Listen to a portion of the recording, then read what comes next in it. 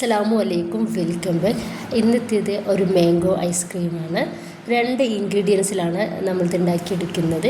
നമ്മൾ കടയിൽ നിന്ന് വാങ്ങുന്ന അതേ ടെക്സ്ചറിലും അതേ ടേസ്റ്റിലുമാണ് ഈ ഒരു ഐസ്ക്രീം നമ്മൾ ഉണ്ടാക്കിയെടുക്കുന്നത്. നല്ല ചൂടുള്ള ഈ ഒരു സമയത്ത് നമുക്ക് ശരീരം തണുപ്പിക്കാനൊക്കെ പറ്റിയ ഒരു അടിപൊളി ഐസ്ക്രീമാണിത്. അപ്പോൾ ഇതുണ്ടാക്കുന്നത് എങ്ങനെയെന്ന് കണ്ടുനോക്കാം. കണ്ടുകൊണ്ടിരിക്കുമ്പോൾ ഇഷ്ടമാവുകയാണെങ്കിൽ നിങ്ങളുടെ സപ്പോർട്ടിക്ക് ഉണ്ടാവുക. അപ്പോൾ ഇതിന് വേണ്ടി ഞാൻ എടുത്തിട്ടുള്ളത് ക്രീമാണ്. ഞാൻ റിച്ച് ഗോൾഡിൻ്റെ ക്രീമാണ് എടുത്തിട്ടുള്ളത്.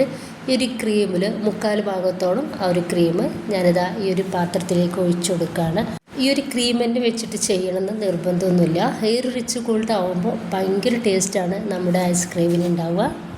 ഇതല്ലാത്ത ഏത് ക്രീമും നിങ്ങൾക്ക് എടുക്കാവുന്നതാണ്. ഞാനിപ്പോൾ ഇതാ ഈ ഒരു ക്രീം മൊത്തത്തിലായിട്ട് ഈ ഒരു ബൗളിലേക്ക് ഒഴിച്ചെടുക്കുന്നുണ്ട്. ഇനിയിപ്പോൾ നമുക്ക് ഇതൊന്ന് ബീറ്റാക്കി എടുക്കണം. അപ്പോൾ നിങ്ങൾക്ക് ഈ ഒരു ക്രീമിന് പകരമായിട്ട് പാലെടുക്കാവുന്നതാണ് കേട്ടോ. അപ്പോൾ നമ്മൾ പുറത്തുനിന്ന് വാങ്ങിക്കുന്ന ഐസ്ക്രീമൊക്കെ എന്തായാലും ക്രീം വെച്ചിട്ടാവും ചെയ്തിട്ടുണ്ടാവുക. അപ്പോൾ ക്രീം വെച്ചിട്ടാവുമ്പോഴാണ് നമുക്ക് ശരിക്കും ഒരു ഐസ്ക്രീമിൻ്റെ ആ ഒരു ടെക്സ്ചറും ടേസ്റ്റൊക്കെ കിട്ടുക.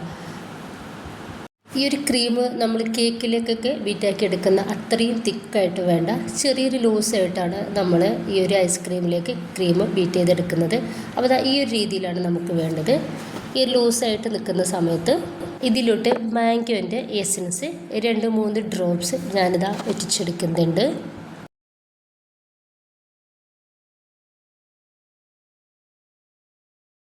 ഇനിയിപ്പോൾ നമുക്ക് ഇതൊന്ന് ബീറ്റ് ചെയ്തിട്ടെടുക്കാം. നമ്മൾ നല്ലൊരു മാംഗോൻ്റെ ഒരു കളറും ആ ഒരു ടേസ്റ്റും കിട്ടുന്നുണ്ടോ നോക്കുക. കുറവാണെന്നുണ്ടെങ്കിൽ നമുക്ക് ഒരു 4-5 ഡ്രോപ്സും കൂടെ ഇതിലേക്ക് ഇറ്റിച്ചെടുത്തിട്ട് ഇതുപോലെ ഒന്ന് ബീറ്റാക്കി എടുക്കാവുന്നതാണ്. ഇത് വളരെ കളർ കുറവാണ്. അപ്പോൾ ഞാനിതാ 4-5 ഡ്രോപ്സും കൂടി ഇറ്റിച്ചെടുക്കുന്നുണ്ട്.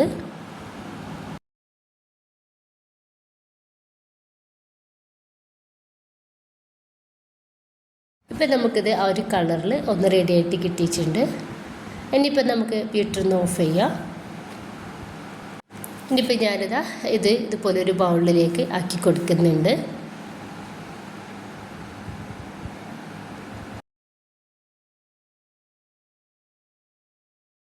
ഇനിയിപ്പോൾ നമുക്കിത് ഫ്രീസറിലോട്ട് മാറ്റാം. ഓവർനൈറ്റ് നമ്മളൊന്ന് വെക്കണം. നന്നായിട്ട് ഒന്ന് തണുപ്പിച്ചെടുക്കാം. പിറ്റേന്ന് രാവിലെയാണ് ഞാൻ എടുക്കുന്നത്. നമ്മളെ ഐസ്ക്രീം നന്നായിട്ട് തണുത്ത് റെഡിയായിട്ട് കിട്ടിയിട്ടുണ്ട്. ഇനിയിപ്പോൾ നമുക്ക് ഇത് കയ്യിൽ വെച്ചിട്ടാണ് ഞാനിതൊന്ന് സ്ക്യൂബ് ചെയ്തെടുക്കുന്നത്. ഇത് കാണുമ്പോൾ തന്നെ നിങ്ങൾക്ക് മനസ്സിലാവുന്നുണ്ടാവും. നമുക്ക് ഐസ്ക്രീമിൻ്റെ കാര്യത്തിൽ ആ ഒരു ടെസ്റ്റിൽ തന്നെ നമുക്കിത് കിട്ടിയിട്ടുണ്ട്. ഒരുപാട് ചേരുവകളൊന്നും ഇല്ലാണ്ട് വെറും 2 ചേരുവയിലാണ് നമ്മളിത് ഉണ്ടാക്കിയെടുത്തിട്ടുള്ളത്. ഭയങ്കര ടേസ്റ്റാണ് ഇത് കഴിക്കാൻ വേണ്ടിയിട്ട്. അപ്പോൾ എല്ലാവരും ഉണ്ടാക്കി നോക്കാം. നിങ്ങളുടെ അഭിപ്രായങ്ങൾ അറിയിക്കുക. ഇഷ്ടമായിട്ടുണ്ടെങ്കിൽ നിങ്ങളുടെ സപ്പോർട്ടൊക്കെ ഉണ്ടാവുക. ഇൻഷാ അല്ലാഹ്. ഓക്കെ.